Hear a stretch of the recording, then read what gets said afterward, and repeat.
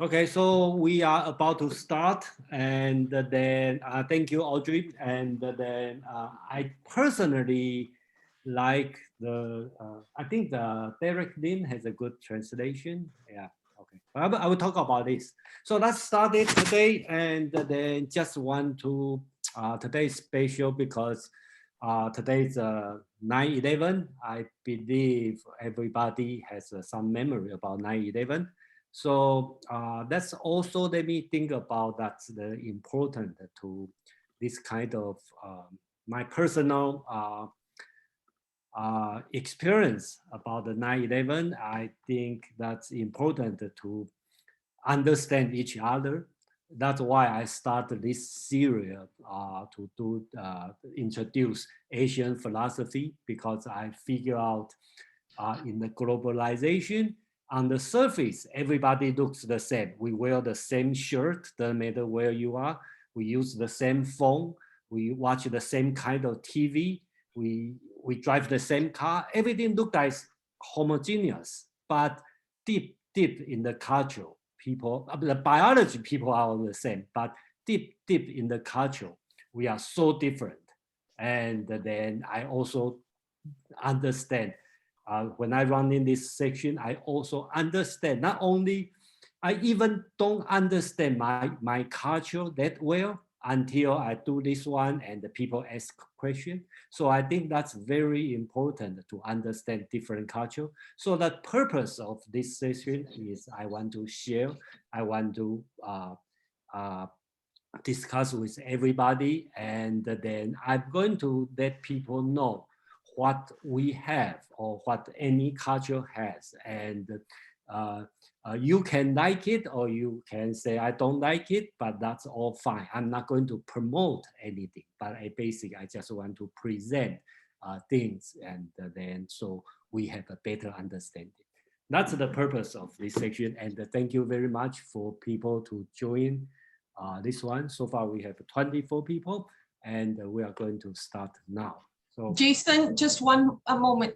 Did you get the email I sent you? Rubana, are you? Yes, I got it. But during the weekend, usually I'm busy, so Okay. I will. No, I just want to make sure you got it.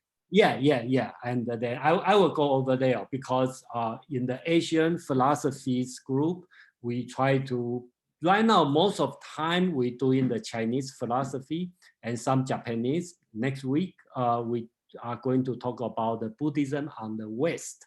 Okay, it's sourced from Asia, but right now have a new development in West land. Like when I say West, I mean America. So we are going to talk about this next week. So, okay. So today we're going to talk about Tao Te Ching. And then before that, let me introduce the schedule we have. So we have weekly event every Saturday, 1 p.m. in Pacific time, 4 p.m. in East time. We have been, I don't know how many sections every week. This week is, I think, 30 something. So we are going to talk about Tao Te Ching this week. And the next week, we're going to talk about Buddhism in West. I think in August 14, I posted the same subject, but we haven't had a chance to read this paper. We have the two papers. One is about koan, and another paper is about the Buddhism in West. I think the Buddhism in West is a pretty good paper, give the overview of history on the American or Europe about the Buddhism development. So I think that's very good paper, but we didn't have the chance to touch this paper yet on the last month, August 14, I think. We turn out the people are so interested on koan, so we cannot touch this paper. So I'm going to do it next week, and if we have time, we will continue on the koan discussion. And the week after, September 25th, and the Pin is going to talk about the so-called Oath of the Red Cliff. I'm not sure how many of you heard about this one, but basically, that's kind of response to someone asked why we always talk about 2,500 years ago philosophy in China, And is there any new philosophy after that? So we pick one of that, and then let people know what kind of different taste or different way. It's mixed, okay? It's not only philosophy, there's another literature, history mixed together, because philosophy has never been an independent subject or discipline in China. So it's a little bit difficult, and I appreciate Pin is willing to take care of this one. So just bear with that. And then October, I'm going to try Bhagavad Gita. Okay, I've been spent 18 weeks to study Bhagavad Gita, but I'm not going to present. I've eventually find a person, of course, he's Indian, and he has been study Bhagavad Gita, and he agreed to present the Bhagavad Gita. So I'm going to invite him to Shivang. I don't know, Shivang is here? Okay. Shivang is going to present the Bhagavad Gita on October, so we get to understand. Then we're going to move on to the Art of War and the 36 strategies, which we discussed on August 21st. Again, we only spend time on reading Art of War, but we don't have time to study the 36 strategies. So I'm going to reverse the order, study the 36 strategies, and then go to the book of Art of War. And then coming on, we're going to study the Moism. That's another philosophy we haven't touched yet. So I'm going to do an introduction on this one as the first section. So that's how our schedule is going to run. And today's subject is, anybody have a question on the schedule? And the seminar, or you want to call it seminar meetup, is designed for everybody can join, and you don't need to have attend every meetup. Even I want you to attend everyone. You don't have to, it's not required to attend everyone to understand. I will assume it's a 101 lesson, and everybody have no background can understand. If you have a question, please ask question.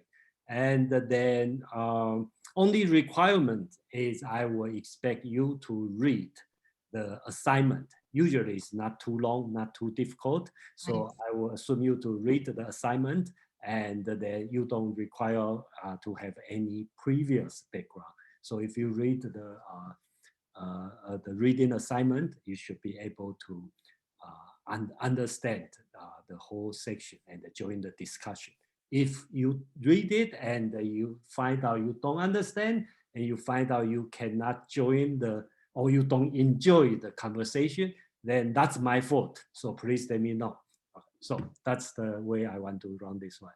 So another thing I'd like to talk about, I encourage people to ask questions, to discuss, and then to interrupt. That'll be fine. But from the past few weeks, I find out that we always run out of time. So I will start to move to the next section. I move to next slide, if I think the time is rushing. So I may interrupt people.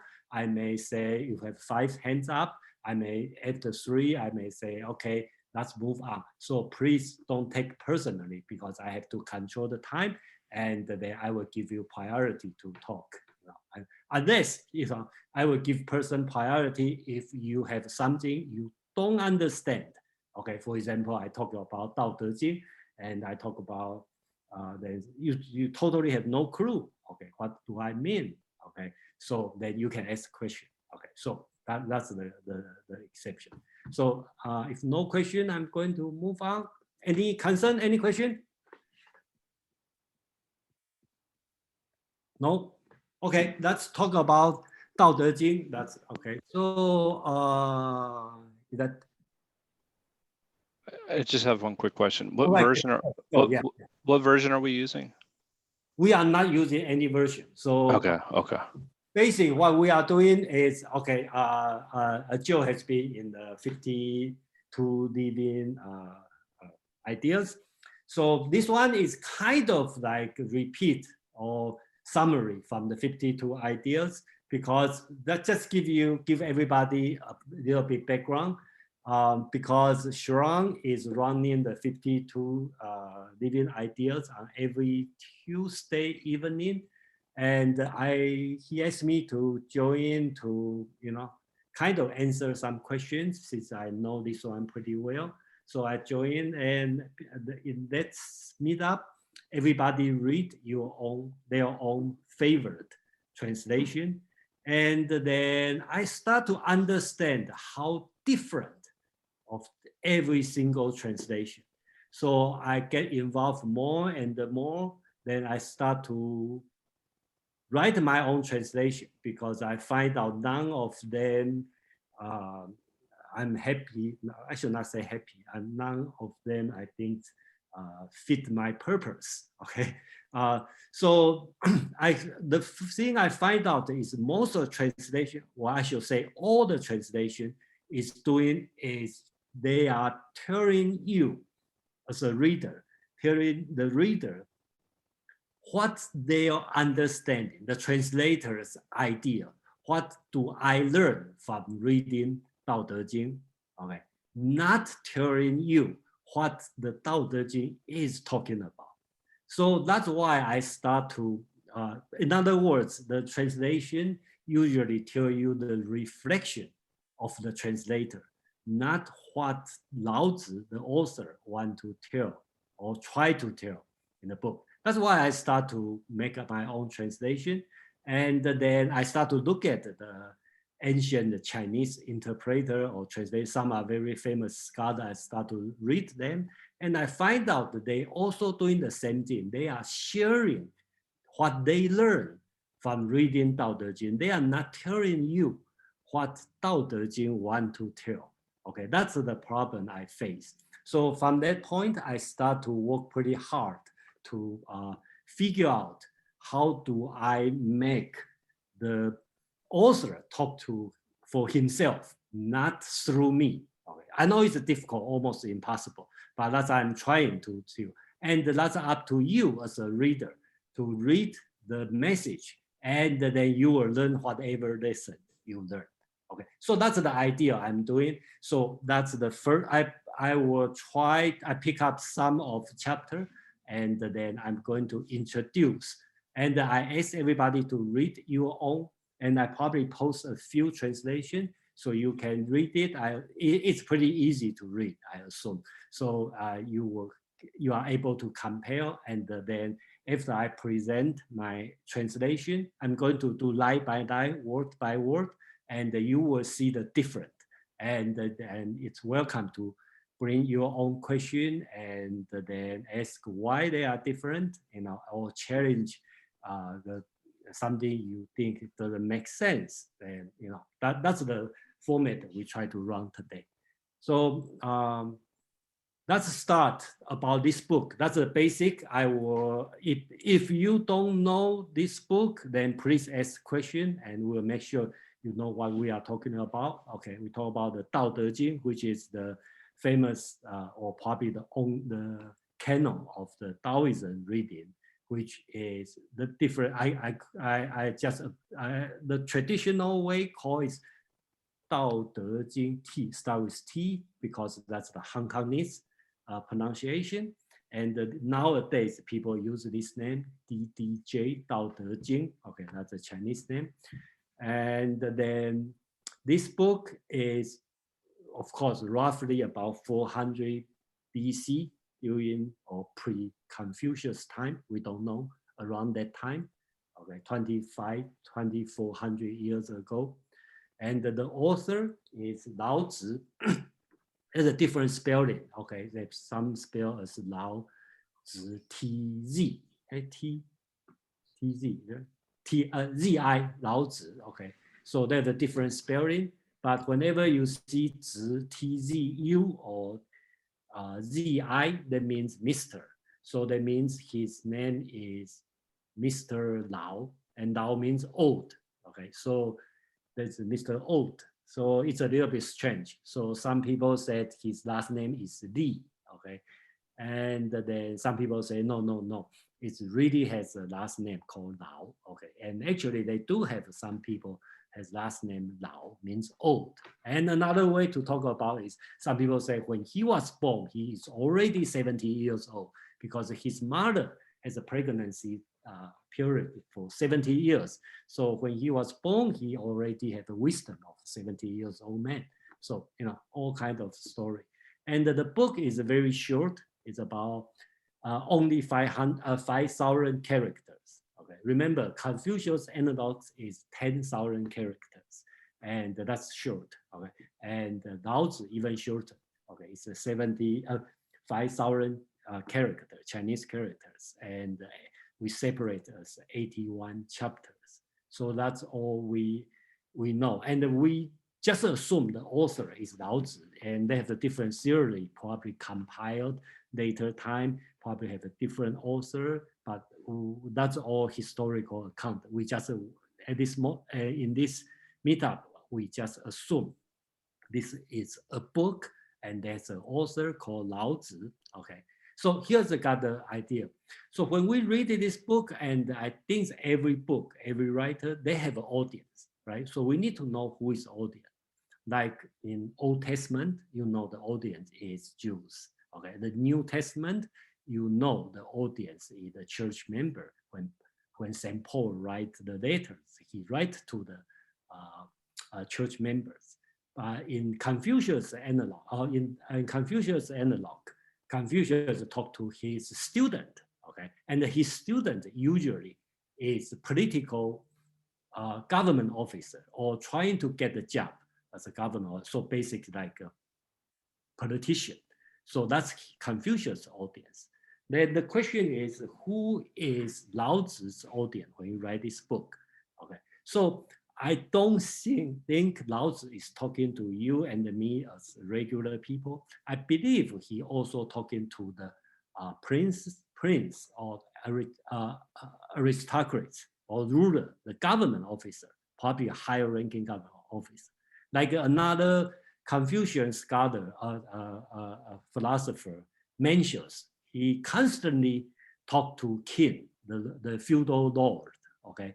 And then we don't know who Lao-Tzu talked to because he never addressed, okay, the person, okay? But I will assume he is talking to, because I have no reason to believe he is writing things like Homer in Greek, right? They sing a song, they read aloud to the group of people.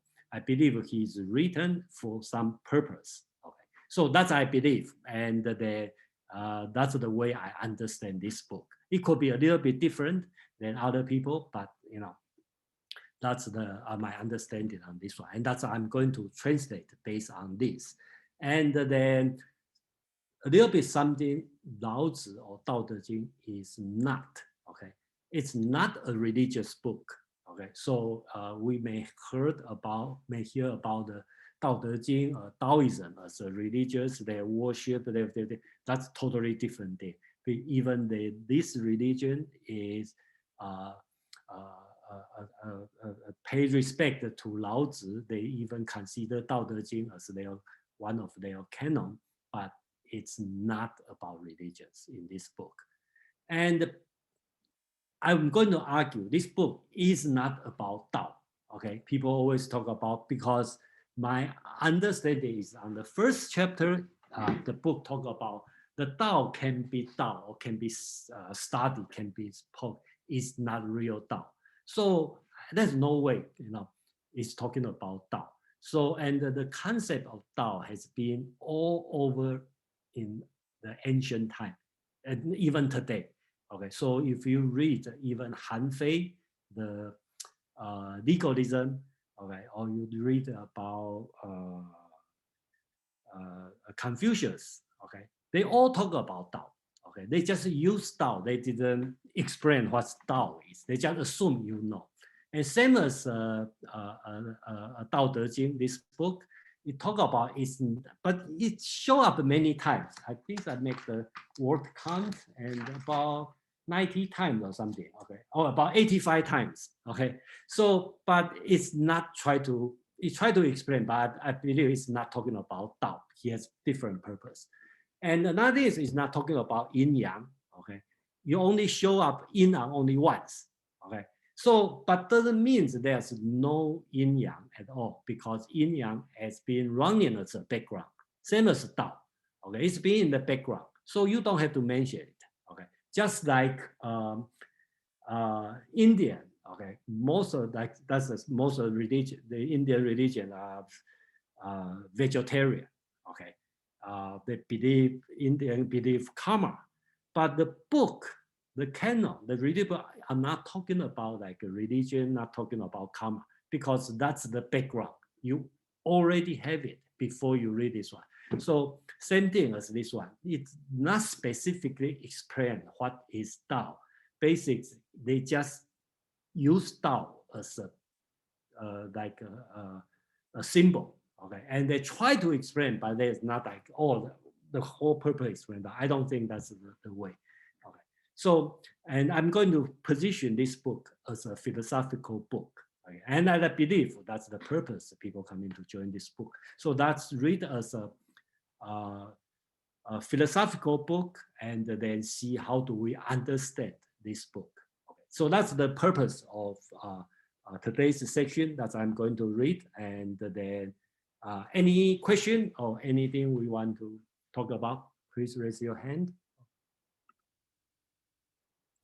I have a quick question. Oh, I'm sorry, I didn't see the. Go ahead if someone's going. Jimmy, you have yeah. So what is the Tao? You said that it's not about the Tao, the concept. So can you explain what is the concept? I'm not going to explain. Sorry. Sorry, just to add on to that before I forget, is there, I know that there's, every philosophy has like a premise, and like what it stands for. Like, for example, existentialism is. Hold on, Sarah, can you put on hold? Let me go to Jimmy first. Okay. But I'm just trying to add on to what he just said, in that Okay, I'd like to get an idea, like a sentence as to how to think of, go to this. Okay, so Jimmy, that I'm going to say is what is Tao? That's a big question. Okay, so the typical, my answer would be, Confucius said, if I heard about Tao, I understand Tao in the morning, I can die in the afternoon. Okay, so that means how difficult to understand Tao. And Confucius lived for 73 years, 73 years old. So at least we know for 70 something years he haven't heard about Tao, haven't understand what is Tao. So that's kind of the answer I will give you. And then, so we probably just have to hang on over there. So we will get it later. Okay. Okay, Jim, sorry I didn't answer your question directly, but it's a big question. Okay. Okay, no problem. Just like if you ask a question, what's the essence of God? Then it's it's a big question. Rubana, please. Jason, last week it was Ren that was hard to explain. Is Tao, and now you're saying Tao, Confucius couldn't understand. Are they similar? Are they? You mean the Confucius Tao and Taoism's Tao, are they similar? No, last week, remember we talked about Ren, or and it was very hard to explain. It's something you had to understand, and it was hard to explain. Is Tao something like that?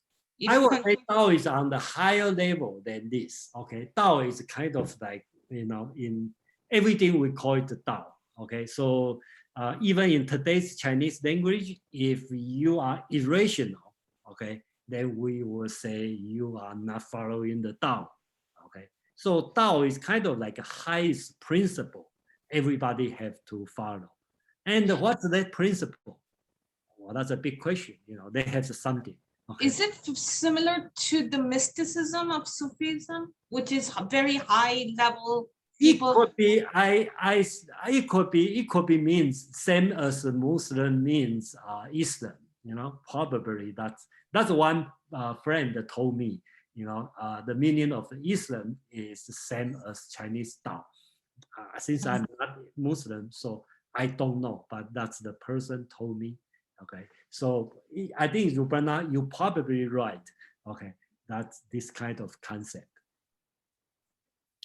So any comment, any question? I think, do you want to give Sarah a chance to finish her question?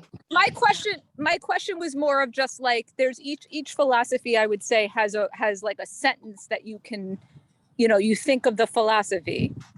Like existentialism is like your essence before existing. Well, the first sentence on the Tao Te Ching. Oh, existence precedes essence. So in existentialism, I don't want to take it there, but like, what it argues is that you exist first and then you create your own essence. Here, I'm not sure what we would sort of apply in terms of just a quick thought to think of this philosophy. That's the only question I have. But if you don't have the answer, that's fine. We can come back later. I have the answer. Okay, the answer is the very first sentence on the Tao Te Ching. It said that the Tao, can be spoke or can be explained. It's not real Tao. Okay, so that's the most famous saying. So that means it's difficult to say. Okay, I mean, okay. That's fine. Yeah, go. Yeah, so I hope I satisfy your answer. Yeah, Madeline, please. Yes, I'd say for those who've done the reading and don't really have any sense of what they're talking about, think of the Tao as something that is sort of precedes metaphysics, that precedes all gods, that precedes all being, and is at the same time is all being and is all not being. So it could be seen as the great ground of the universe in the same way that Brahma is. And sort of just take it as a working definition. This is more about how to find it and what to do with it and ways to approach it, rather than a logical, analytical approach as you would find in Western philosophy. Thank you, Megan. Yeah, thank you so much. That was a good one. Yeah, I think that's pretty good. Yeah, that's pretty good. Thank you. Okay, I should remember your words, so next time I can explain for other people. Thank you. Okay, so I think I already talked about this. There's some I'm going to, today is a little bit different. I'm going to present my translation. Okay, so and that's why I ask everybody to read your different translation so we can compare and we will know, okay, what's the difference. I'm not saying this one is better, this one is not good, but different writing have a different purpose. So the difference here I'm going to do is I'm going to read the Tao Te Ching, what the Tao Te Ching mean to the reader at that time, okay, not today, okay. So that means I try very hard to avoid my own interpretation. I try to back to the original time. And when you see it, then you can have a different idea. You may say, oh, let's talk about God, Jesus God, okay, Jesus Christ. That's talking about similar as Muslim idea of God, or they talk about that's similar of Buddhism's emptiness. Okay, that'd be fine. Okay, so you may learn the life lesson. I think that's the purpose. But when I do the translation, I will try not to teach you the life lesson. I think the life lesson should be when you read it and you figure out that's what I can do in my life. And secondly, I think it's I want to make sure each chapter is a complete argument. So that means a lot of translation or a lot of people, including most of the Chinese reader, they read just by sentence. So we pick up the sentence and say, that's a good sentence. That's good lesson to learn. But I'm not going to do this way. I'm going to make sure the whole chapter is consistent. When you talk about storm rain, okay, you talk about the retire, they got to have a relationship. You cannot just like talk about storm rain and then talk about retirement at the end. You got to have some relationship. I have to present and make sure the logic is consistent. So I think that's the key point I try to do, because each chapter should have their own lesson and their own of argument. Okay, so, and then since Taoism, okay, and the Lao-Tzu especially is very close to the Buddhism teaching and some consistent with Confucius teaching, but I'm going to avoid it because that's precede, okay, the Buddhism time and at the same time of Confucius. Okay, so a lot of translation will use the word, okay, or the concept of Buddhism or Confucianism concept to the translation. That's the part I'm going to avoid because that would be your job. Okay, when you read this one, you say, "Ha, that's the same as Buddhism teaching." Okay, but I'm not going to put Buddhism's word in Lao-Tzu's mouth. Okay, I think that's the important thing I will try to do. For example, emptiness. Okay, emptiness. That's a common word, shunyata, in Buddhism teaching. And then actually in Lao-Tzu Tao Te Ching, there's no word as emptiness. Okay, and most of the words they call wu. Okay, that means nothingness.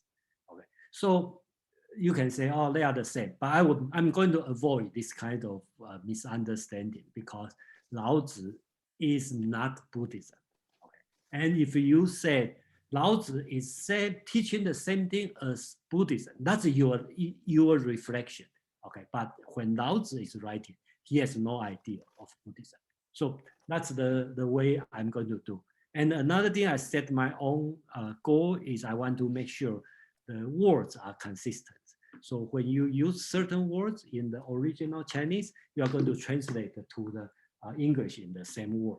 Okay, so I try to avoid confusion. But of course, it's difficult. But because many times the Chinese use, it's same as English, right? Every word has a different meaning. So it doesn't not necessarily one-to-one match. So that will create a difficult part. So when I use different words for same Chinese, unless the Chinese has a different meaning on different chapter, otherwise I'm going to use the same word. So the reader, when the reader read it, will know that's the word in Chinese. So that's the way I'm going to do. And any question? We have about 8 chapters to read, so I probably would give like 10 minutes on each one, and then 10 to 15 minutes on 10.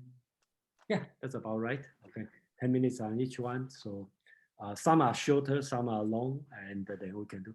Before that, I do some word count because right now you have the computer, so much easier. You know, I don't have to manual count. I can use Google search, the word search to count. So find something interesting. So a few words I'd like to just quickly go through. Okay, so Tao, we already talked about. Okay, we probably not, well, I don't think there's any way to explain Tao at this moment.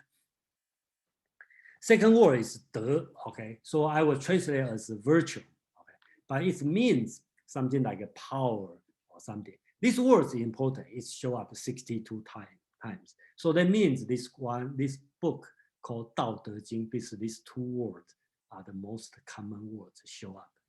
And what is De? That means the virtue we can understand this way. In this book, when they talk about the or the virtue, basically is something. Since Tao is not explainable, not understandable, but De is something follow Tao, come after Tao. So what you can do is follow some De, some virtue. Okay, so that's something you can do it. So you will see a lot of De. Okay, so virtue. Another name is so-called name. That's on the very first sentence, right? They talk about the Tao can be spoken, it's not real Tao.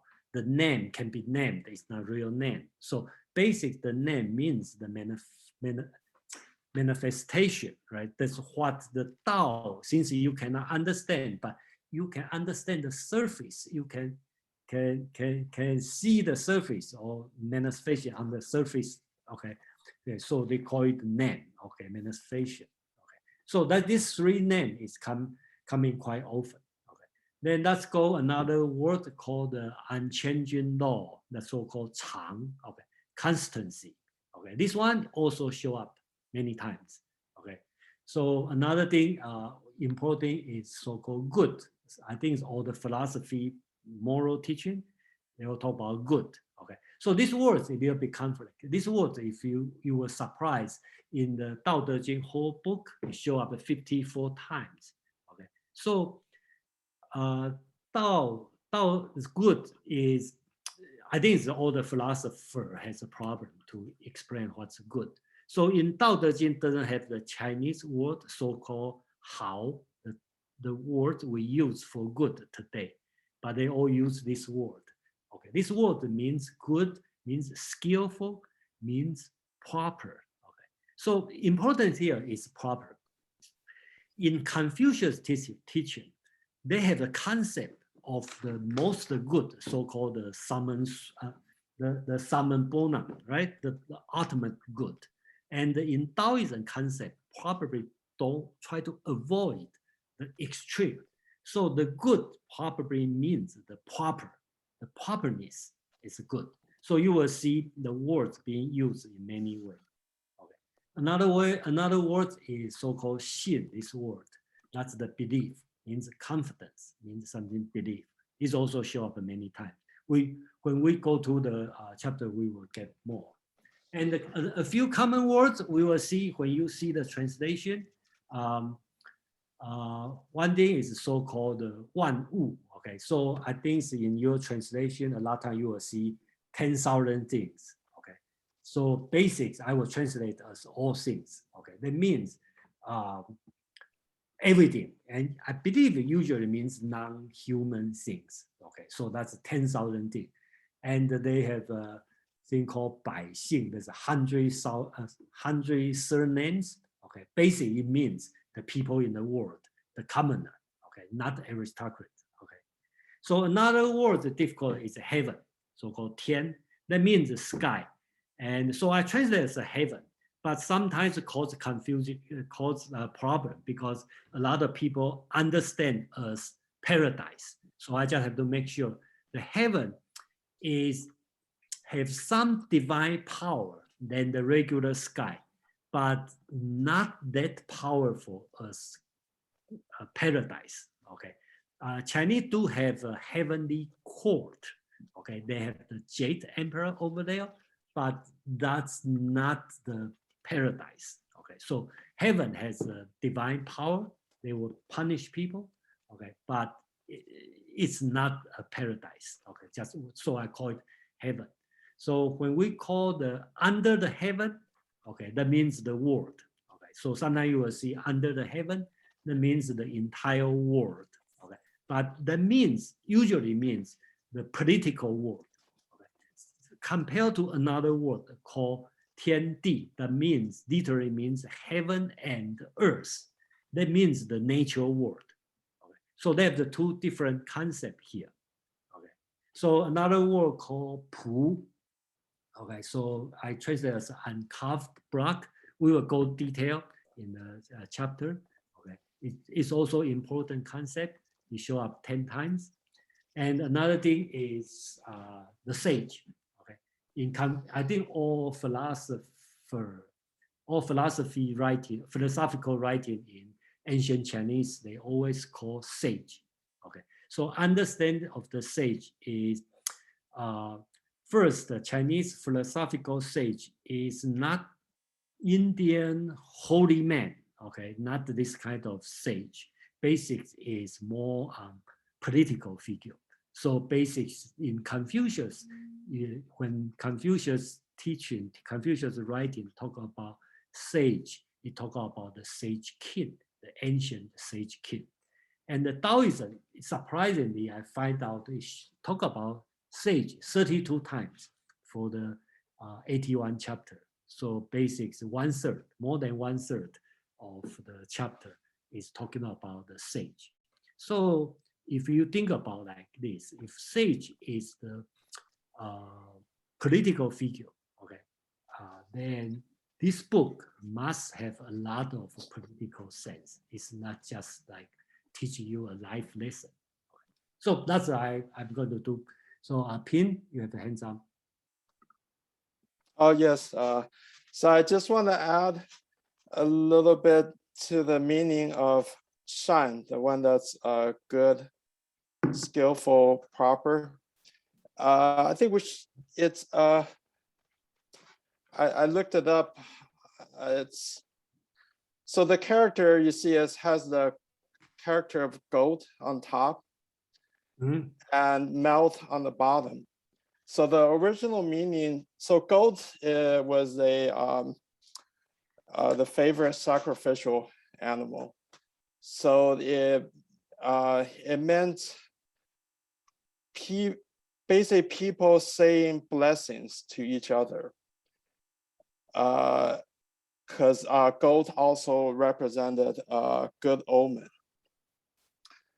And so I think shan, even today, right, shan, one meaning is benevolence. And also people who treat other people well. So I just want to put that in there. I think that meaning is in Lao-Tzu's writing also when he used shan. It's kind of a benevolence. Yeah, thank you. Yeah, yes. Well, same as in Western sense, when we talk about good, it's a difficult concept. It could be, it could be in the moral sense, it could be in the skillful sense, okay, or many sense. But thank you, Pim, for the. Yeah, that's right. That's in the words on this one. But that's good. And the first thing we are going to talk about in chapter 8. Okay, we talk about the form of water. Okay, that's one is. So I would like pay attention on this. In the Lao-Tzu's teaching, it's very similar on each one. Is he want to talk about the general thing, the nature world, something you really understand, everybody understand. Then go to the end and tell you your message. So on this one, chapter 8, I'm going to read. This one is talking about sun. Okay, so-called this word, sun. Okay, that means the good. So basically, they talk about the. So here I'm going to explain the sun means properness. Okay, but I just mentioned this one could be good, could be just like Pin said, the blessing word or something. So basically, that's the purpose. Okay, the important word. So in this chapter, I'm going to explain this one. Consider this one as a properness because it's no way to find the exact English word for the sun. So, the first thing I talk about the highest form of properness is the form of water. Okay, so water will be important in everything in Lao-Tzu's teaching. So because the water always like flowing down and then, so we'll see. Okay, and he talked about water nourished all things without striving against them. It always stays in the lowest place where most people do not want to stay. In this sense, the form of water is like Tao. Okay, so here explain the Tao. Okay, so you can imagine what's going on here. He's telling about the form of water. What's the nature of water? It's flowing, even stay in the worst place, which is lowest place. You always go to the lowest place. And then it benefits everything. Everything needs water.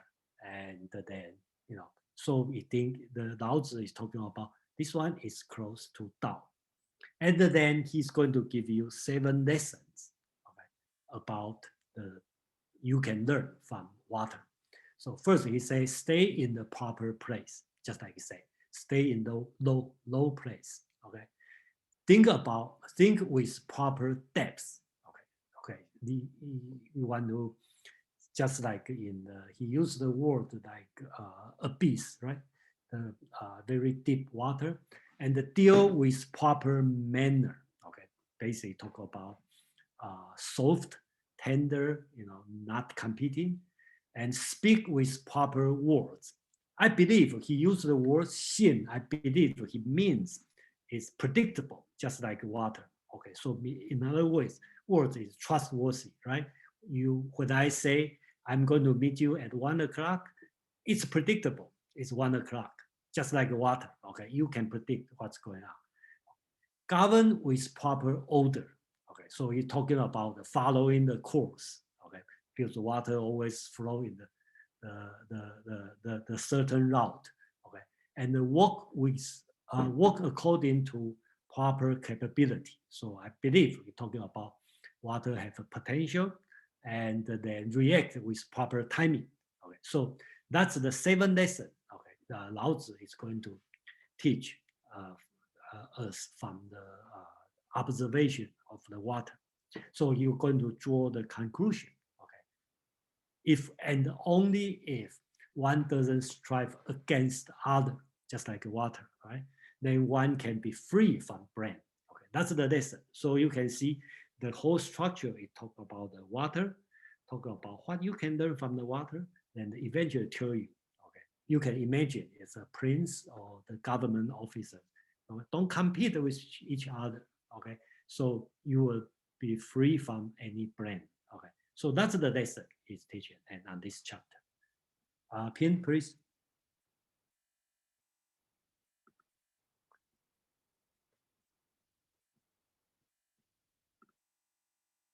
You are muted. Pin, you are muted. You are muted. Hello? Oh, thank you. Yeah. So yeah, if I may, I'd like to offer alternative translation on some things. Is that okay? Okay, please. Yeah. So I would use benevolence rather than properness myself. And okay, go ahead. Yeah. And striving against, yeah, I think it's right, but I think of it more like water doesn't compete, doesn't fight for something. And the 7 points, I would say, yes, stay in a benevolent place. Heart, it's not think, right? The original text is heart. Put your heart in a deep lake of benevolence. Yuan is like a very deep body of water. So stay your heart in a deep body of benevolence, like a deep water.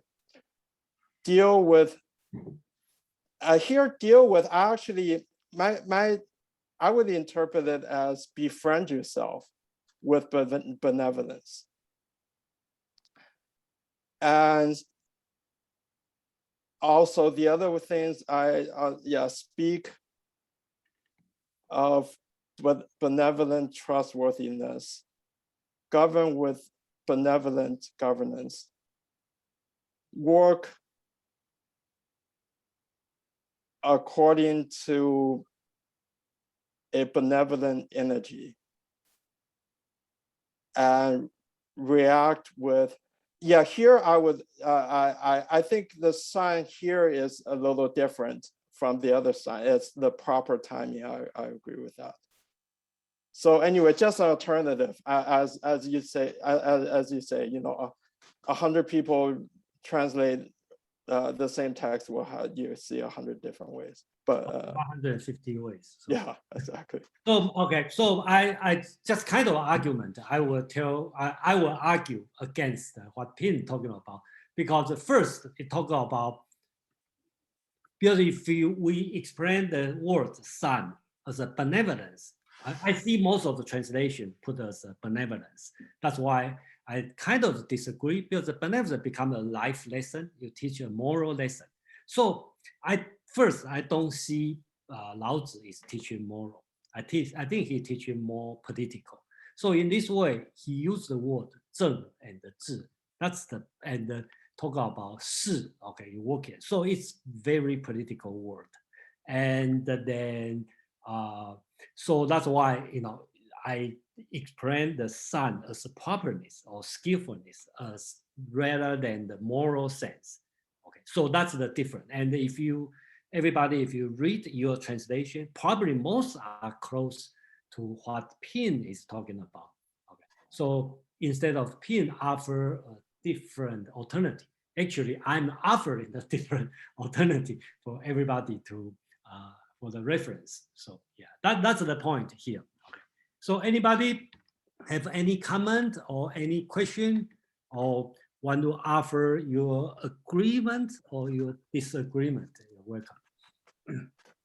We have Audrey and Sarah. Audrey, please. In reading the Ursula Le Guin, I mean, it sounds like it's finding the way, that water is talking about finding the way around everything that obstructs the way, you know, finding, you know, like good, it's just things that go around obstruction, you know, it finds its way around that. I found that to be an interesting view of, you know, and she calls it true goodness is like water. So I think she's using good very similarly to what your interpretations are saying. I found it interesting. If I could, can I read it first?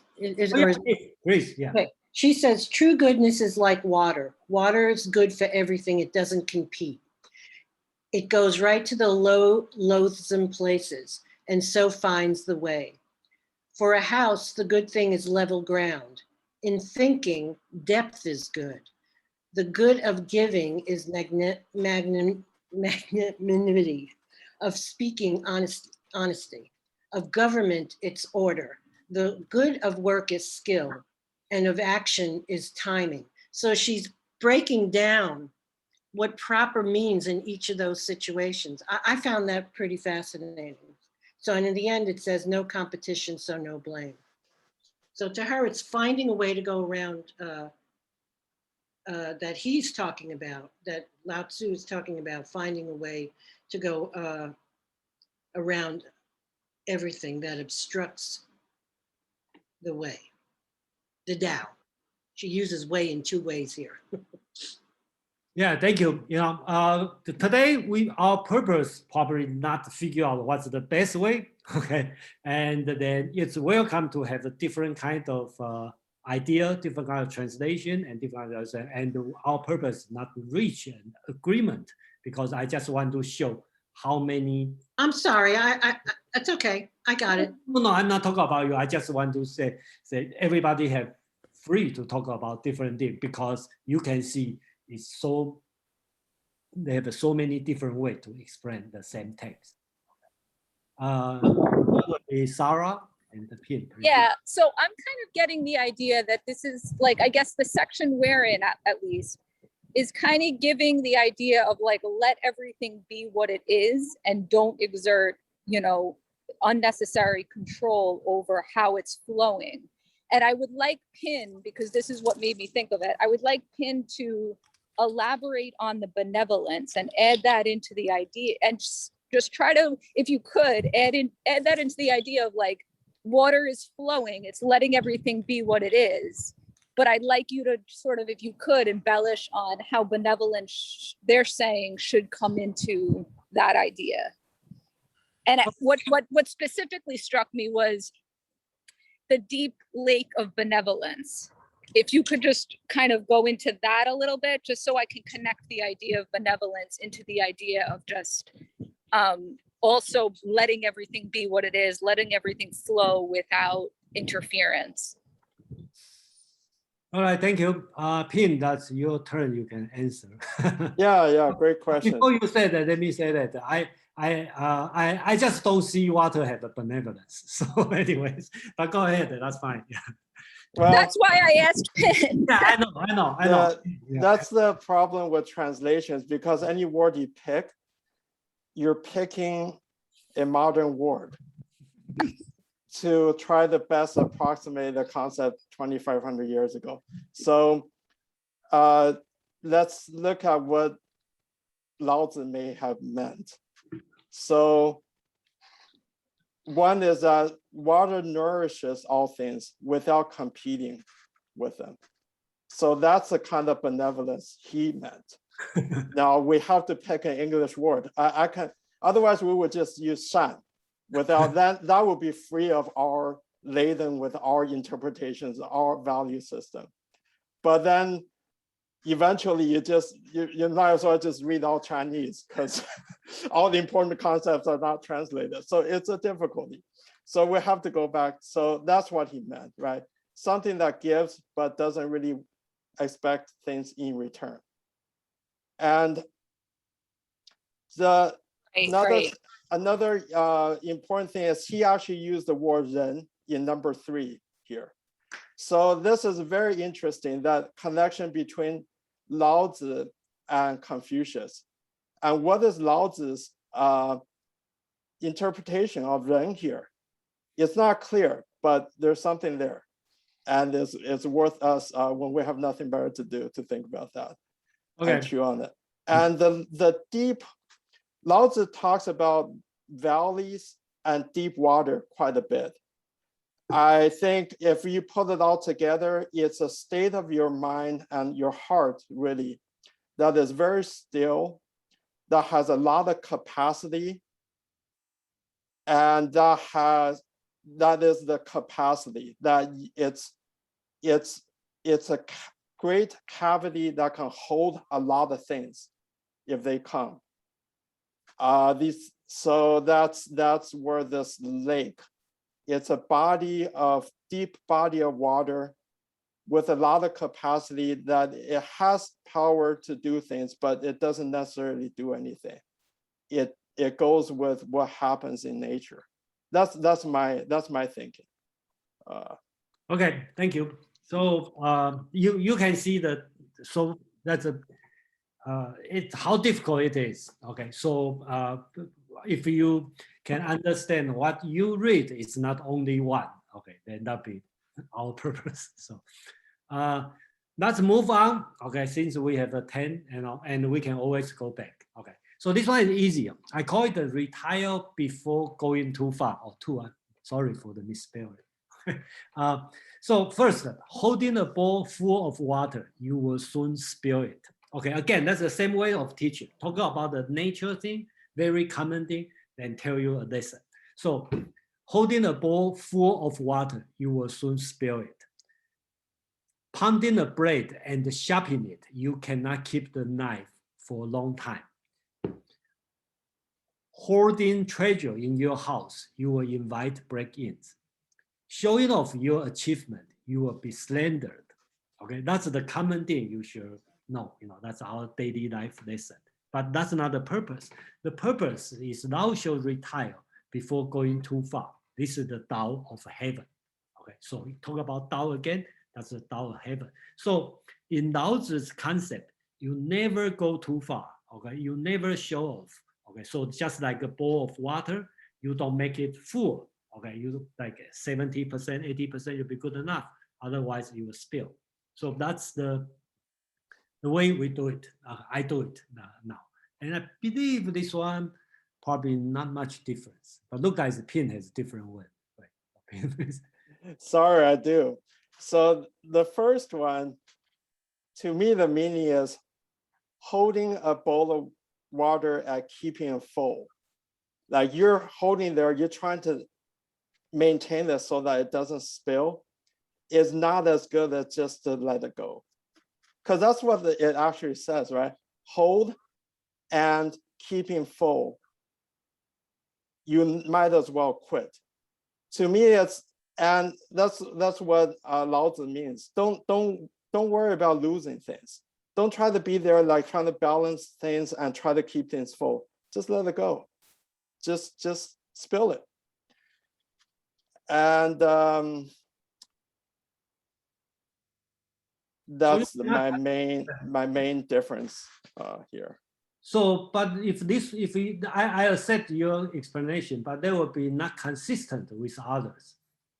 But it's consistent with the original text. I don't care about others. Oh, yeah, that's I care about others. Because the original text, that's the difference here.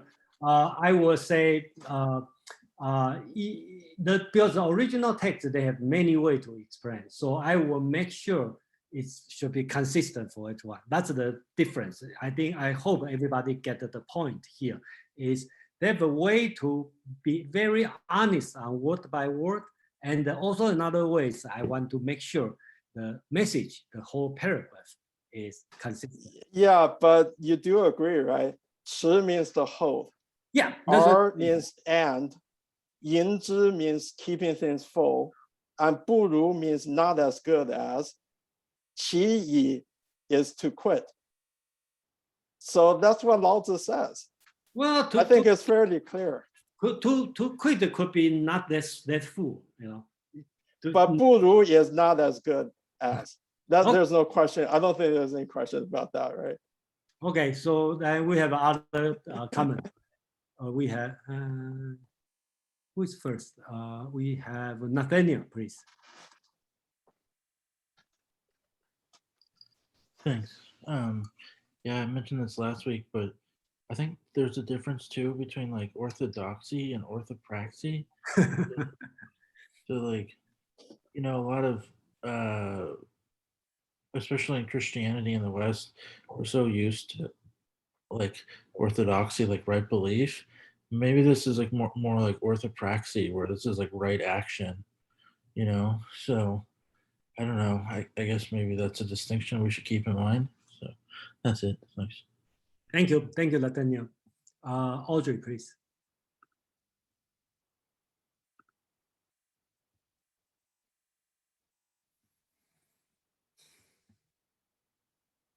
Audrey. Sorry. Filling the bowl is to the brim will spill it over. So I think it's actually talking about, I hate to compare you two, but I don't think it's just about giving in and letting it go. Because that's not consistent with the rest of the four lines. I think it's holding water you will spill it. If you fill the water to the brim, you will spill it. Or if you're holding too tight, your hands are going to shake and it'll spill. So don't do that. I don't think it's telling you to spill it. I'm telling you it's don't hold so tight. And so, you know, and it seems to go with, you know, don't, you know, if you sharpen the blade too much, you're going to have a blunt knife kind of thing. That's what the second one means to me. Hoarding the treasure in your house, you will invite break-ins. So it's like, don't hold on to things. It's similar to letting go, but it's not quite the same meaning as, to me, as letting go that Pin is talking about. Okay, so I thank you, Audrey. Okay, so we have a lot of But this is going to be hard if you're talking, if you and Pin are going to go like, which is the best, then everybody's going to come in and say, well, which is the best? So if you have a different point of view here that you want to do with each of these, you know, I'm not quite sure what it is, but you're inviting other translations. Yeah, we have many different translations. Yeah, that's fine, you know, but that's the purpose here, you know. So then who's the next? Jimmy? Is that Jimmy? Yeah. Yeah, I just want to add to Audrey, like look at animals, like they don't have a water bottle, they just drink their mouth full, right? Like they just take enough for that sustenance. Like they don't hoard it, like they're just like animals will just drink from the water and then that's enough, right? Yeah, they're not holding on to it. Yeah. Okay, so okay, I'm going to have let me see. Okay, I'm going to stop on this one after Dave, Kevin, and the Madeline. And I'm going to move on. Okay, sorry for that. Okay, so yeah, Dave, thanks, please. Jason and Ben. To me, I think the harmonizing idea or theme of all this is greed. And the first one, I think the important word is full. If you have the bowl full of water, it's going to get spilled. If you only had a bowl half full of water, it would be wonderful. So I think it's all these things are talking about being too greedy. Thank you. Okay, Kevin, please. Yeah, I will follow on David's point. Oh, can you hear me? Yes, please. Okay, I see on post we got idiom in Chinese called 过犹不及. The too far is not it's bad as not enough. It's obviously that this hit perfect for the first curve, holding a ball, water, you spill, that's X, then it, it's not better than you stop it or quit it. So what do you guys think? It's 过犹不及. Thank you. Thank you, Kevin. Madeline, you are the last one for the this Yeah, chapter. What you said is the final conclusion. I just wanted to put in something about translations that's come up before. So if we look at the entire Tao Te Ching as a text describing an elephant, in the same way that our story about the five blind men and the elephant goes. So when it's talking about water, let's say that now we're just talking about someone who is feeling something and he's saying, okay, this is the skin. Because remember, there's going to be more than one chapter and they're going to use more than one analogy. But skin is written in a different language. And so translators could render it as outer covering. They might render it as hide. They might render it as pelt. They might render it as a description. A bumpy, wrinkled surface with hairs in it. So I think that when Pin and Jason are discussing different translations, there is not going to be a one-to-one translation for the word elephant skin from Chinese to English, just as there won't be a one-to-one translation for the word benevolence in English. So we're going to have to take it as we're hearing translations of a text that's about the five blind men and the elephant. And here, one of the five blind men is describing some different aspects of the elephant. And we're all trying to figure out what that elephant is.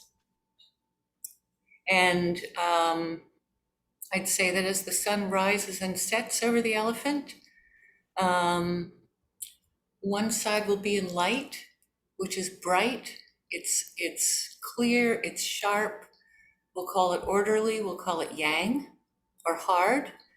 And the other side of the elephant will be in shadow, which would be yin, shade. It might be soft, dark, or feminine. And when the sun is, but remember those wrinkles have bumps and folds, so there's a little bit of everything mixed in on both sides. Okay, thank you. Pin, can we wait to move on, or you have something quick on this? Very quick. Okay, yeah, please. I just say apologies. I do agree. I think I'm focusing too much on the exact wording and translation. But I just want to defend and taking away time from discussing the actual meaning and understanding. So apologies, everyone. I just want to defend for you, then you apologize. So, okay. But anyway, I just want to make sure that Pin's word by word, that's correct. Well, it's a way of correct, but I talk at the beginning. I want to make sure the message is correct, the whole paragraph, because that's my personal preference.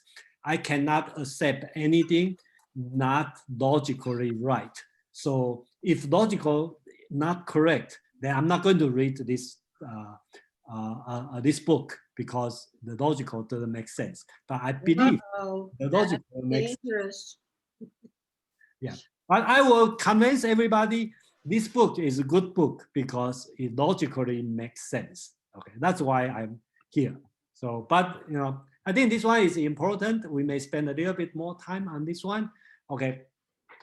That's why I'm talking about logic, because I see the consistency in the Lao-Tzu's teaching. Usually talk about something very obvious, the natural world, then give you a lesson. Okay, so that's the way Lao-Tzu is teaching.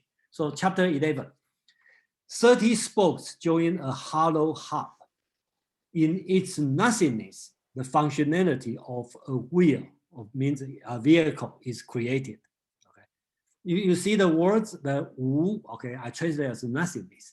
Yong is functionality. So every sentence or stanza have these two words. Okay, 1, 2, 3, 4. Only 4 sentences, 4 stanza, and each one have these two words. Okay, second, clay is shaped to make a container. In its nothingness, the functionality of a container is created. Okay, just like a bowl, right? It's empty inside. It's nothingness inside. That's why it have a function. Okay. Door and the windows are cut out from a room. In their nothingness, the functionality of a room is created. Okay, then they draw for the 1, 2, 3 example, then Lao-Tzu draw a conclusion. Therefore, we think of what is tangible as equipment, yet it is in their emptiness that the functionality is created. So I think that everything here is telling about the logic here is look at the real world, look at the window, look at the ball. Okay, why window is functional? Why the ball is useful? Because there's nothingness in between. So the tangible thing, okay, is the one for the equipment, for the tool, but the actual function is in its nothingness. Okay, so that's the way I look at this one. So I think here is the translation I'm using. Any comment or any idea? Madeline, please. Yes, thanks, Jason. This is great. We had a long discussion about this one in the Tuesday evening Tao Te Ching meetup group. And one of the things about it is that when we look at those three first lines, 30 spokes, clay's shape, doors and windows, those are all things that people are making. So those are all made things that are made by humans. These aren't things that are just found in nature. And so part of this, to me, is about how we may make things in our human world, but it's in their, it's the shape of the thing that isn't made that is useful to us. And so for those here who are really into Western philosophy, there's J.J. Gibson, who was into biosemiotics, among other things. And he talked about something called affordances, which is what opportunity does something in nature offer? What does it afford? In other words, what does it offer to an animal? So for, let's take an oak tree. So for an oak tree, for a bark beetle, the affordance of an oak tree might be to lay its eggs inside the bark. For a squirrel, the affordance of the oak tree might be to use it as a bridge to get to another tree. A bird approaching sees a branch, it sees a landing strip for its claws, or a place to build a nest, or a home. So the things that we find in nature can have many different affordances. In other words, many different opportunities depending on the species type that's approaching them. Here we're talking about things that people have made for our own use, that are implements that have a built-in affordance for the abilities of our own species. However, that affordance, this functionality, lies in its void, in its negative shape, or in what art is called negative shapes or negative space. So I think this is really a brilliant chapter. It's absolutely wonderful. Thank you, Madeline. Okay, so we have Dave and Audrey. So I'm going to, okay, then Jing. Then I'm going to stop here. Okay, so Dave, Audrey, and Jing. Yeah. Oh, not David, Joe. Oh, were you talking about me? Okay, all right. Yeah, what about you? Yeah, sorry. Oh, no problem at all. I mean, it's the opposite. I mean, and I said this on our Tuesday night when we were having our discussion, is that the substance, the essence of something is in the fact that is what is not there. So if you were to take lightness and dark, Like, what is darkness? It's the absence of light. So that you know what it is by the opposite of what is actually not there. So that is where you can get to the essence of something. Or if you were talking about the importance of something like silence and the importance of something like sound, you know the importance of silence because you understand sound. It's the emptiness, the nothingness, that void that you have that allows you to appreciate what the function and the essence of the object actually is. So I think that that's the most important part about this, is that you understand the space because you understand the essence of the object itself. Yeah, thank you. Who's next? Audrey and Jing. Well, I mean, there's a lot of words to explain all this, but to me, it's much more about seeing an empty space and understanding all the, all the things that can happen within it without trying to, confine it to any one thing or any one use, that there's so many possibilities. And there's something about an idea of nature or some kind of container in your civil society that you've agreed to live within, that you create this container and allow the magic to happen, that you embrace new ideas and new functionalities. I mean, it seems like he's using simple things to talk about utility so that we can understand this concept of all the possibilities within this, what people are calling void or emptiness. But it's sort of embracing rather than narrowing it to the right function, to me. Yeah, thank you, Audrey. Yeah, I think that's a personal. I used to use the emptiness, but then I realized it probably not proper to use emptiness. Should be that I should change this one to nothingness, because I think that's a little bit different. Because the nothingness is in the existentialism concept create the freedom. Okay, so if you read. Yeah, I agree. Yeah, so that I think that's very deep and a very important message here. So emptiness probably a little bit too Buddhism like idea. So it is a little bit different. So we have a Jing, please. Yes, for me, this is not as deep, but the simplicity of seeing the emptiness, the need, and then the functionality being finding the solution to the need. So, even with the examples in nature, a squirrel needs a place to keep its nuts so that other animals can't get to it. So then the functionality of the tree exists. And they learn to use that as source. And that creativity through time with, evolution in nature. It's that nothingness and then creating as a function of the need and to fulfill that need and satisfy it. All right, thank you. I'm supposed to move on, but Max, you are the first time speak, so I make a special case for you. Thanks, Jason. Jason, question for you. When I read this, 1 minute. If anybody have a question, you can jump on. Okay, so that's the rule. Okay, so if you have something don't understand, please ask. Okay. Question for you. When I read this, where I went with this is meditation and sort of creating space in my consciousness. Do you think that there is any connection between that, or do you think it's really has nothing to do with consciousness and meditation, and it really is about other emptiness? It's just a question from that perspective. I got you. Okay, so for me, Jason, myself, I say no. This is political. This lesson. Okay, but for you, everybody, you are free to think about what you want to learn from this one. That's my point. Okay, so if you ask me, then I don't. Okay, but that's just me.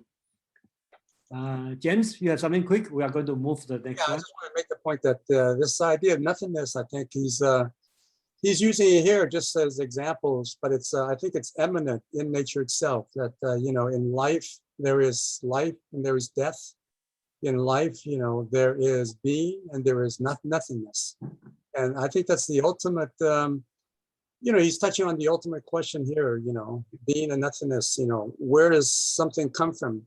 Does it come from nothing or something? And some people argue that you can't have something without something, right? You can't, so something has to come out of something. But he's making a point that something comes out of nothing. And there are two, opposite poles of existence. Yeah. Yeah, thank you. Yeah, just kind of touch on Max's question is, I don't, just a little bit explain on Max's question, why I'm answer is not a meditation, because I don't see Lao-Tzu is teaching meditation. That's a Buddhism concept. Okay, so that's the, if you ask me why I'm not thinking about meditation, that's my answer. So Can I add something to that though, Jason? Okay, please. I agree with the answer about this chapter, but one famous ancient annotation of Lao-Tzu by He Sangong. And He Sangong's interpretation is that Lao-Tzu in some other chapters did talk about meditation and breathing. Which chapter? I can't, off the top of my head, I can't recall, but that is, He Sangong is well known for that kind of interpretation. So I just want to throw that in. Yeah. Thank you, Pin. Yeah, I just want to make sure when I do this one, I start to read other famous Chinese translator or interpreter. Okay, many famous one like He Sangong or Su Ce or Wang Bi. That's all very famous. And I find out I disagree with these people. So I just want everybody knows, this one. The translation I'm making is probably not the majority, but I want to make sure you read the your own translator and then you understand the logic I'm presenting here. So I hope you got a different view on the text. And then when you read other chapter, you will have your own understanding, will probably provide different view for you.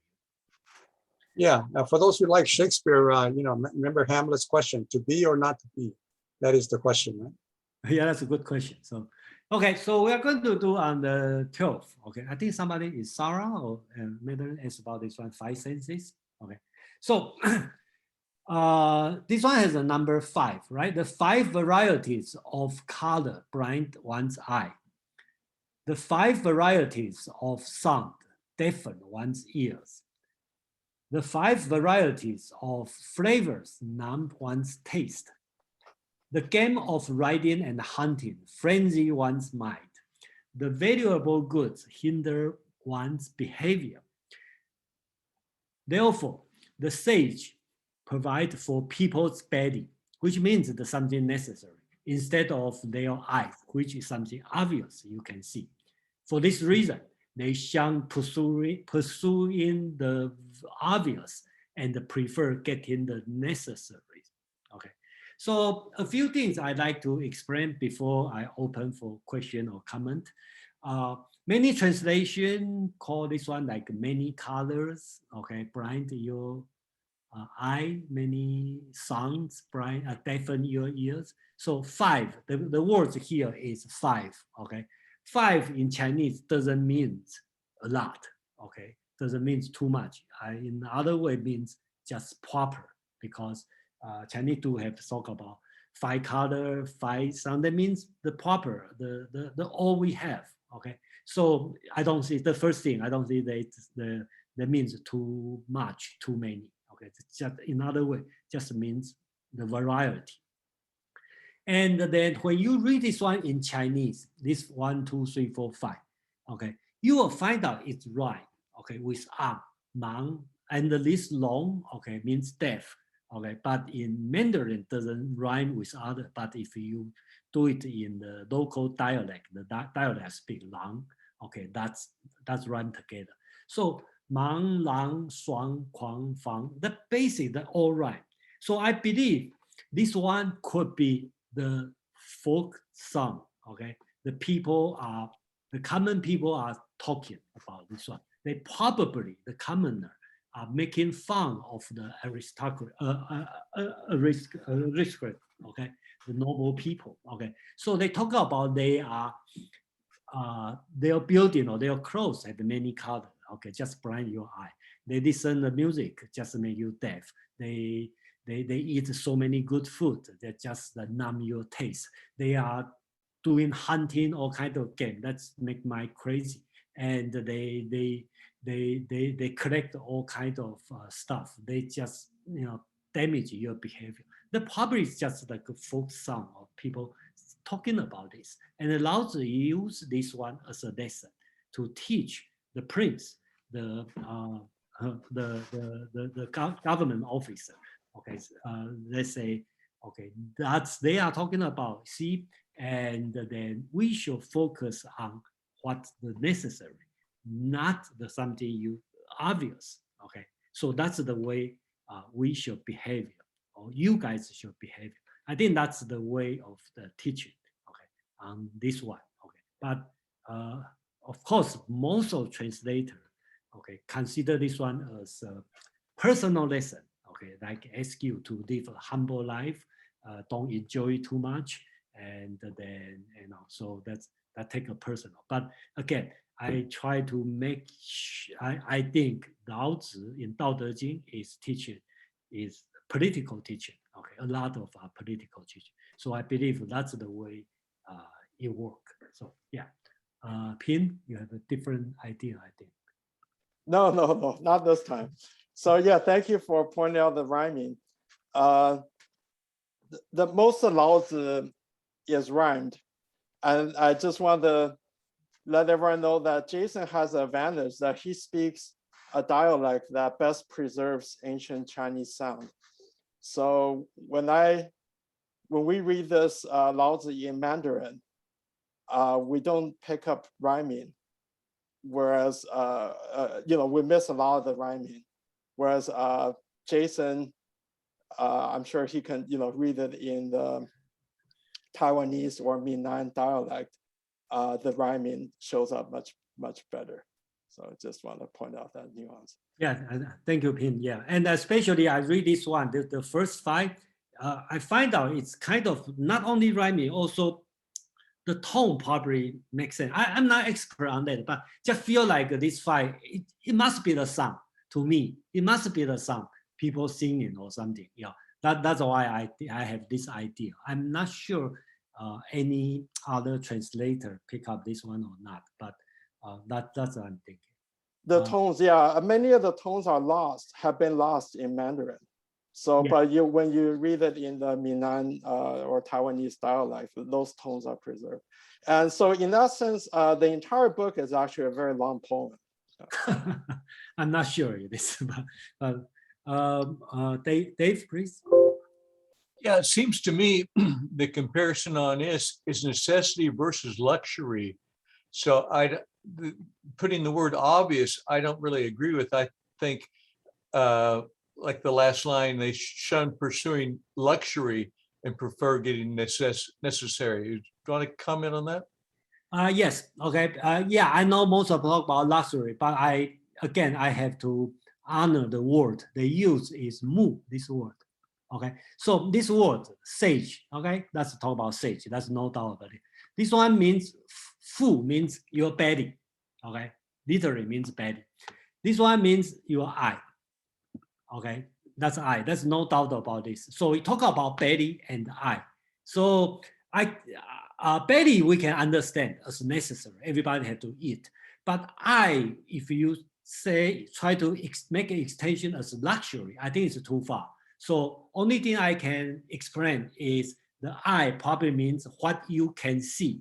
Okay, that means appearance. So I hope you agree with me on this. So I wish he used different words like luxury. So that would be easier for me. But unfortunately, he used the word mu, which means eye. So I think the comparison is right?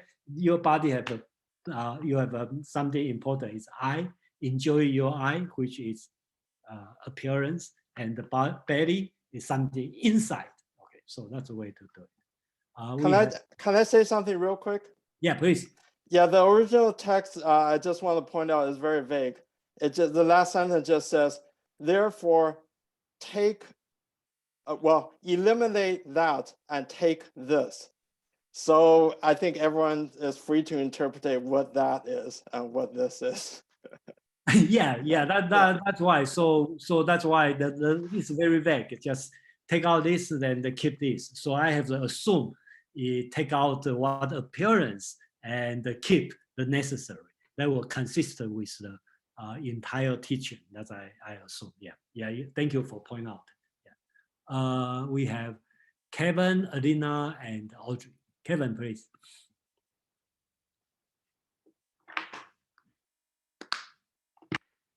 Kevin, I think you are muted. Okay, sorry. Yeah, one word. You know, I really like you speak your local. You say now, you know, let's see. And by the way, I'm one word, 爽. This one, the third one. That's a very positive, so excited word in modern days. Yeah, that's right. But that's not in the ancient words, but not in the ancient words. Yeah. I mean, that's, you know, change the word itself, change the meaning. Yeah. Yeah, if you can share some tone, please. Basically, we say the bak bang. So this one is called bak bang, dang, he dang, right? And kao song and hua gong and hing kong. That's the way, you know, we read. So if you read in Chinese, you know, these words, okay, is not right.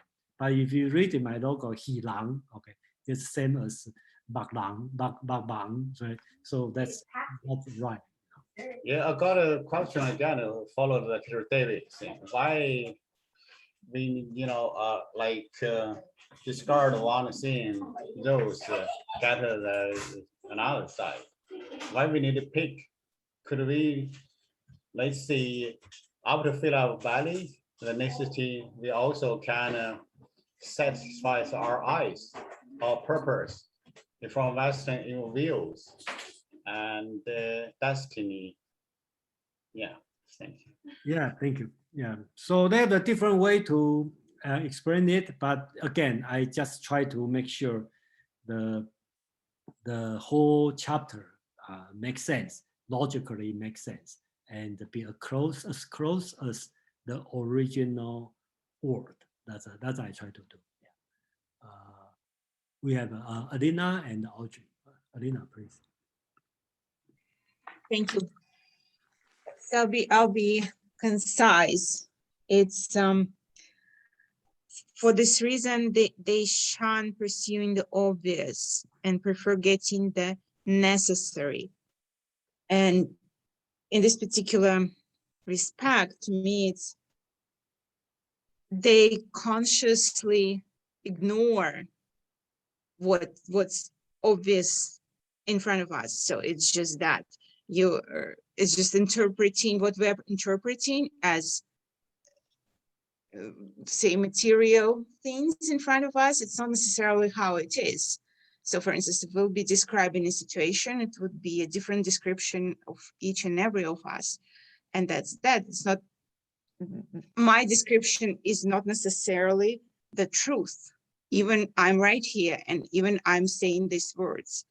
That's what it is. So just go beyond obvious and question it or do the inquiry. Thank you. I didn't get it. You said your translation talk about the truth.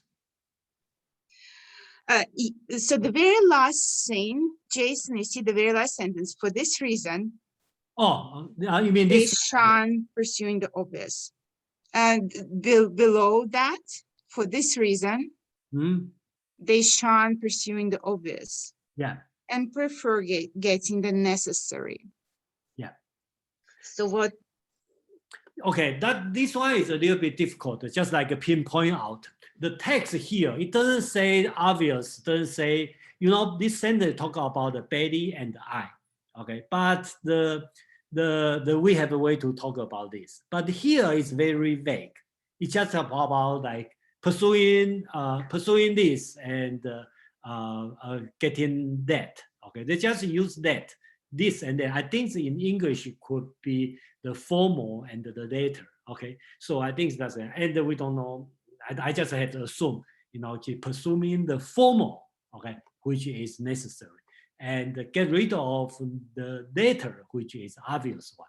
I just have to assume this way. So can I make a quick comment? Yes. Yeah, I have a slightly different interpretation. The I think refers to the first several things. You look at it, it's all kind of frivolous for pleasure, and some of it's about greed. So I think that's what the I refers to. I is the things are just pleasing to the eye. I think it's fairly common in Chinese that things like 色, and I are these superficial things. And so the sage avoids this, eliminate the superficial, but more concerned about the necessary. That's That the same as what I write here, right? I just, instead of superficial, I put obvious. Yeah, I think that's what you mean. Right. I think that's, but obvious, I think in English, obvious means something that's like obvious, like everyone already understand, this is obvious, like trivial, transparent. I think it's a little nuanced, that's all. Okay, thank you. So it's an English problem, not Chinese problem. Right. So I think our understanding is on the same page, but yeah, just got you. So I think that probably my fault. So I should put instead of obvious, I should put it as superficial, right? Something like that, yeah. But like we discussed, any word we pick will have problems. But but I think superficial. Yeah, you are right. I think superficial probably means closer to what I meant, and closer to the original text, which means I. Okay. So we have Audrey and Madeline. Then I'm going to move on. Okay, Audrey, please. Well, how about, because I was having issues with the word obvious, and I was thinking of superficial, actually, but I didn't know that that's really what it meant. That may be what, seeing things, you see things and you think that, that's what's in front of you. You never like scrutinize it. There's no discriminating awareness. So it could be like, don't just see what's on the surface, see what's, be a little discriminating in terms of, don't take in exactly everything without looking deep into it. And just having discriminating awareness. So maybe it's the inner eye or something that a lot of people talk about, like look beneath it to see if it's, something that's necessary for you, rather than, we used to have a sign up at my uncle's, and we used to have a sign up because we would always have like, these big Italian dinners, and there'd be all this food, and he'd have this sign over the food saying, don't let your eyes fool you. You know what you can eat here. It's sort of like that. And it's very interesting. Yeah, thank you. Yeah, I think the superficial is the right word. Okay, please make a note. Madeline, please. Yes, I have a few comments on this. When we look at those first three sentences, and these are all drawn from a Tuesday evening discussion. So I'm summarizing the results of a longer conversation. Basically, those first three sentences sum up the concept that in English we would say, all things in moderation. In other words, the first sentence isn't saying, these four colors are good, but this other one is bad. Okay, it's saying you get all of them going at once, yeah, it's going to be blinding. The same thing with sound and the same thing with flavor. The games of riding and hunting frenzy one's mind. Frenzy was, I believe it had a sort of sense of, I forget it was animal frenzy or battle frenzy, but basically enacting warfare type activities can stir that up in people. When you are holding tight to your valuable goods, like your jade, your storehouse of precious gold and jade, You're either going to be dragging them around behind you, or you're going to be sitting on top of them to protect them, but you're not going to be behaving freely. You're always going to be hindered by those things, by your attachment to those things. In the Tuesday evening group, and I can't remember who made this point, I think it was Aman. It might have been David E., who I see is present today, or it could have been Pin. That bellies was actually refers to the Dantian, which I am mispronouncing. It is the area somewhat below the navel, a couple of inches below the navel and slightly inward, that is considered to be the center of one's body. So it's very specifically using the word belly that refers to that, rather than filling your stomach with food. And so when you are providing for that, that's like the pivot point for your chi. That's the point where it revolves in your body and mixes yin and yang and does all sorts of good things. That's the most necessary thing for people, for the populace, to find their own balance. When the ruler sage or the sage king is facilitating that,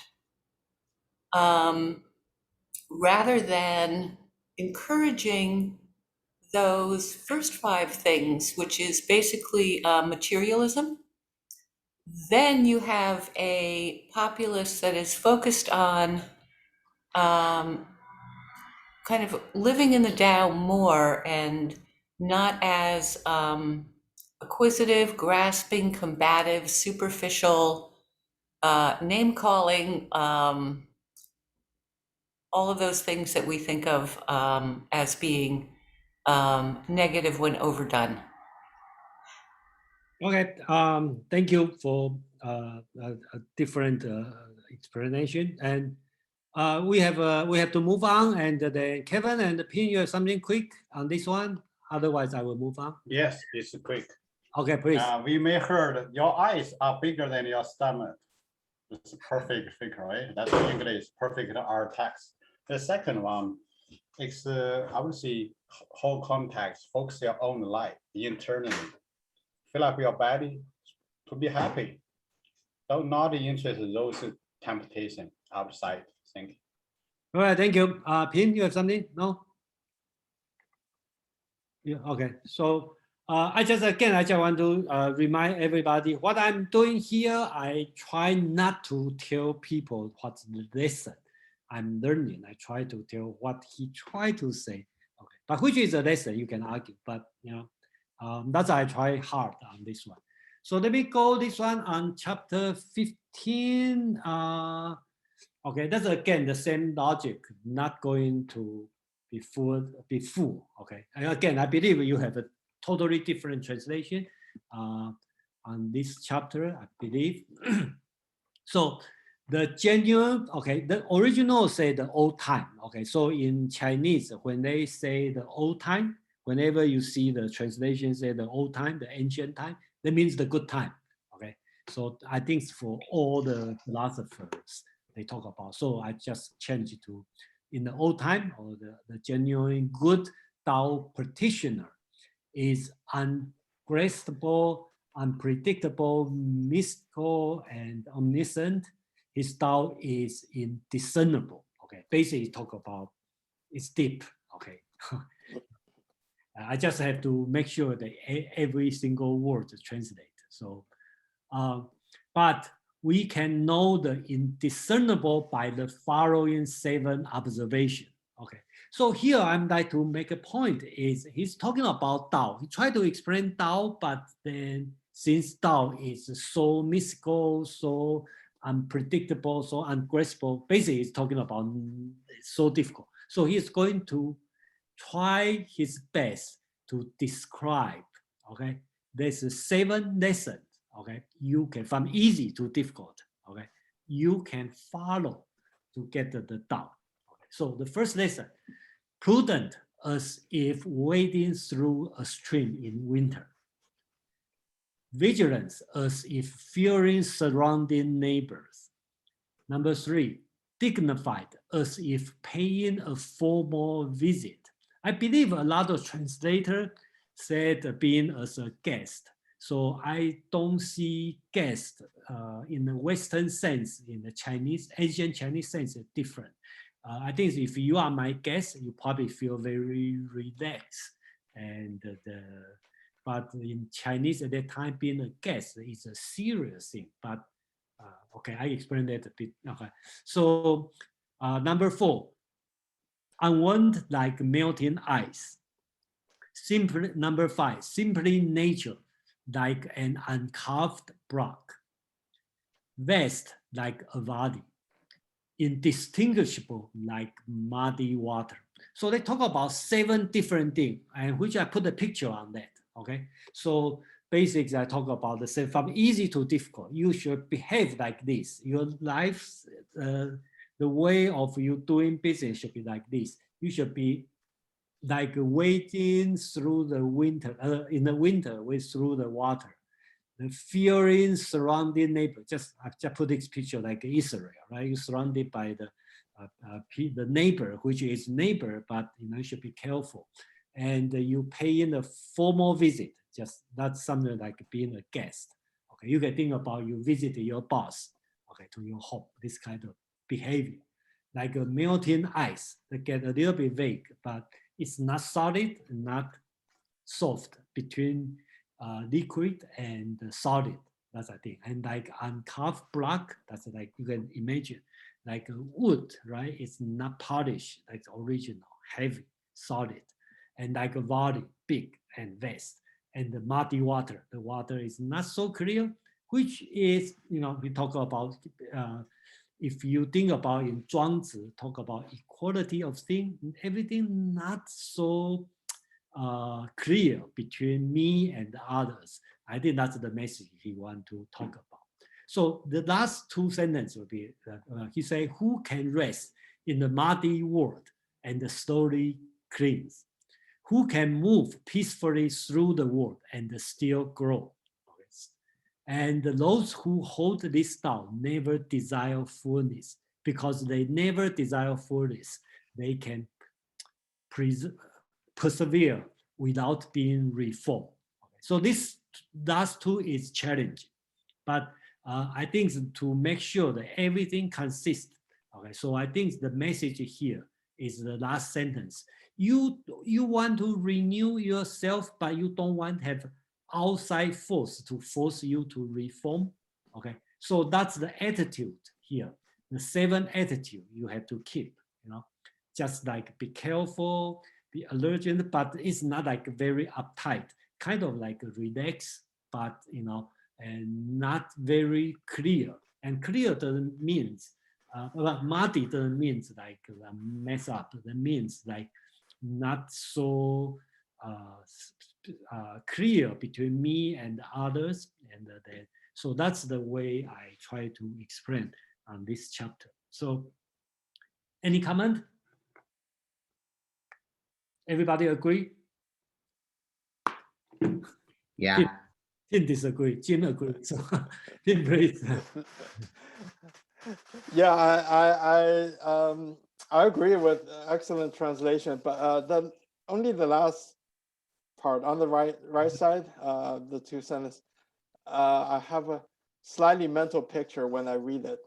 I think of it more like he's talking about your heart, and he's talking about this mental picture comes in my mind is you have a bowl of muddy water, and you let it rest. It'll slowly just the mud will settle, and it will on its own become clear. So I see it more of an internal thing. Not living in the muddy world is actually your own heart. At times when you're muddy, can you just let it rest and let it settle okay, so you think and become clear? And then with the next one is you also don't always want to be in that settled state. It's kind of like I Ching, yin and yang. It's there's not one that's better than the other. You want both. So when you are in a still state already, can you stir it. And I need 久动之, right? It says when you're settled for a long time, can you move it and let it become growth? So that's my own spin on it. That's all. Yeah. Thank you. Yeah. And then I think I agree on your. I think yours is very good. If you take this one as a personal lesson, okay. But again, in the whole thing, I believe Lao-Tzu is teaching the political. So that's why I do not think much about the personal lesson. I think this one more on the political, it teaching the political people on this way. But after you read this one, that's your choice to think about that's a personal lesson. That's the way I read it. You don't have to agree, but basics, that's the way I translate. So no other thing, I'm going to move on. So probably you'll use this one as the last one. Okay, so I only have a few left, but that's fine. You know, we will continue, make sure everybody cover. I'm pretty happy today. We finished 90% of the slide. So number 16, okay, we talk about the unchanging law, so-called the Chang, okay.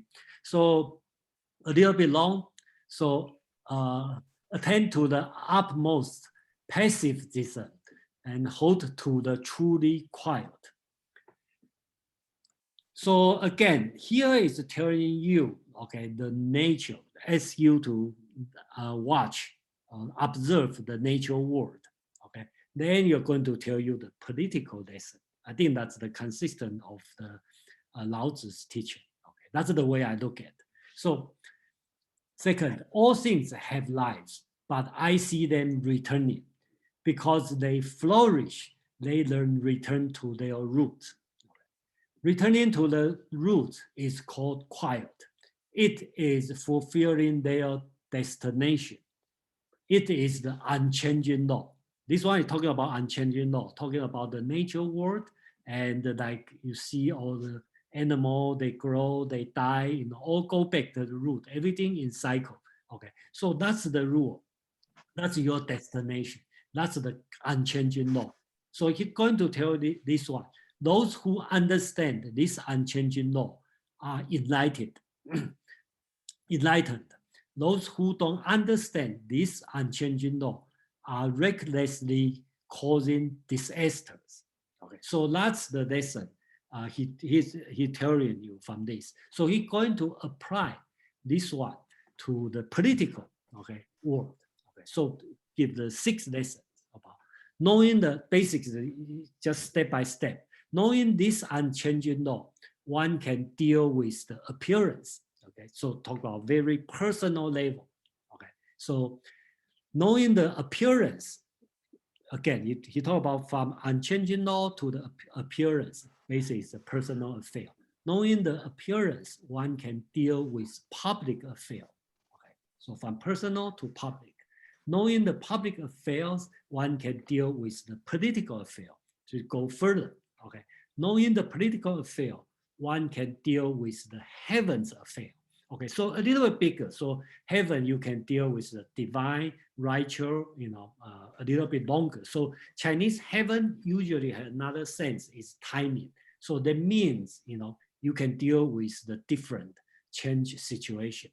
So knowing the heaven's affair, one can know how to deal with Tao. Okay, again, we talk about Tao. Okay, so knowing how to deal with Tao, one can govern for eternity. Okay, so basically talk about you start from, see, the logic here is start from looking at the everything in this nature world. They have the unchanging law. You should follow this unchanging law step by step. Deal with yourself, the public affair, the political affair, the heaven's affair to Tao, and you can last forever. Thus, your governing never fail, even without your involvement. Okay, so that's the little bit trick. He talk about you can deal with everything and then long lasting, even you don't have to deal with daily nitty, things. So kind of like so-called wu wei, no action. That's the way I'm going to translate on this one. So it's 3 o'clock now. So I think I will end on this one, and then let's discuss then. Pin, please. Okay, I have some different personal understandings. So I think one thing is emphasis. The unchanging law, actually, I would say everlasting law, because Chang means something more like ever present, something that's always there, but it doesn't really say something whether it changes or not, right? So I would say everlasting law. And another thing is in number 1 and number 2 on the right side, I don't understand it as appearance. I understand it as being inclusive. Rong is to one meaning, right? Is to take in. So I see it as then one becomes inclusive, and when you're inclusive, then you can deal with the public, and that makes more sense to me too. So those are my 2 main differences. Yeah, I think most of interpreter, including most of Chinese interpreter, consider this one as inclusive, wrong, right? But I think it doesn't match with the whole logic, and the wrong have another meaning, means appearance. So that means that's the way I'm thinking, because if I kind of read this one as a political lesson. So, and it's very logically makes sense, from the natural world, personal glory, in a way. So I think that's the logic behind it. Of course, we don't know what's the story behind this writing, but I just want to make sure each chapter has the argument is logically sound. Okay. We have Rubena and Madeline, please. Madeline raised her hand first. Okay, please. Madeline? Oh, okay, thank you. I love the phrase, excuse me, it is fulfilling their destination. And I was wondering if you could just expand upon that a little bit, because it seems to say that our destination is our Tao, or is our journey. Is the return. So if you could, or you or anyone who could read the original Chinese could talk about that a bit, please. Excuse me, frog in my throat. Well, that character also means life. It could mean like a command, like a mandate, or it can mean life. So I'll leave it to yourself to interpret. Yeah, okay. Yeah, just like if I read Chinese, this one's called Fu Mi, right? Repeat life. Okay, so how are you going to explain this one? If I call destination, it probably too Christian meaning, okay, like a good destination. And if I call it the samsara, okay, the too Buddhism, okay. So basics, that's the dilemma here. I hope you can understand the situation. And again, to what Pin talked about Chang, that's all bothered me for a long time, because probably the best way is to call it Chang, because that also means you said everlasting rule. Yes, that's before I'm thinking about use the capital principle. Okay, that's something never change, but it's another difficult part. So I just have to leave like questionable. Who's next, Rubana? My question is, it seems to me that these sages, I don't know if you consider them sages, were talking about being quiet, not causing harm to the world around them. And my question is, was what was the political environment like at that time? Was there war, or were the kings and emperors listening to the sages and working towards peace and harmony? Yeah, the time during that time is not good because the feudal system is corrupting. So the same as the Confucius teaching, right? So basically they start have a war, okay? And before they always dream before was the good time, and right now have a war. So both Confucius and the Lao-Tzu is thinking about the old time is good, but Confucius is thinking about the feudal system is good. But Lao-Tzu probably think about even before, okay, quiet, okay, don't do anything, okay. So that's the environment, political environment here. So that's my interpretation. Yeah, can you have a different idea? Yeah, man, no, not different. I'd like to elaborate. I think actually it's very interesting of my personal interest. So there's a famous 20th century scholar, Hu Si. He has a theory that Lao-Tzu and Confucius were both from the scholar class of the same tradition. And they are both descendants of the previous Yin dynasty. And so at the time that they lived, they were of a class of subjugated people. And Lao-Tzu, Confucius was likely Lao-Tzu's student. And they were both sort of funeral directors. And that's why they were so much knowledgeable into the rites and ancient traditions and everything. And both of them, they started from a philosophy of people of weak positions. And you see, the previous chapter that we just covered, I also see kind of a corroboration of this theory. He is talking about the scholars of the very ancient times. And you read the description of how Lao-Tzu envisioned these very ancient scholars. There's some commonality with Confucius, some of Confucius's philosophies as well. So anyway, it's just a theory. It has some evidence, and then, but it's a theory. I just want to throw it in there since it's kind of related to your question. Yeah, thank you. Yeah, I think if you have been here long enough, you will know, it's no fixed answer here. And then, but just, I hope you are interested in this. Okay, so Alina and Kevin. All right, I'm just going to move the phone, just a moment.